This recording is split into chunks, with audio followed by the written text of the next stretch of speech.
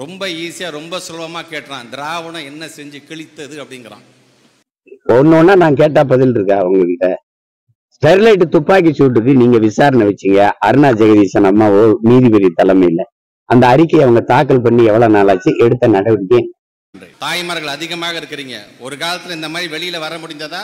ஒரு மனநிலை பாதிக்கப்பட்ட ஒரு மகளை 8 பேர் வன்புணர்வு செஞ்சு வன்புணர்வு பண்ணிருக்கான். அந்த செய்தியை வெளியில வராம மறைக்க போராட்டங்களுடைய நடவடிக்கை எடுத்திருக்கீங்களா?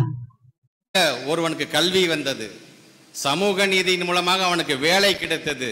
பகுதி நேர ஆசிரியர்கள் 13 ஆண்டுகளா போராடுறானே, அந்த போராட்டத்தை போல நீங்களே எதிர்கட்சியா இருக்கும்போது பங்கேற்றீங்க. நானும் ஆசிரியர்கள் கூட நின்னேன். அது அதிகாரத்துக்கு வந்த பிறகு நீங்க இப்ப மறுபடியும் போராட வந்தாங்க. போராட அனுமதியாவது கொடுத்துருக்கணும்ல. எந்த பிரச்சனையை நீங்க தீர்த்திருக்கிறீங்க?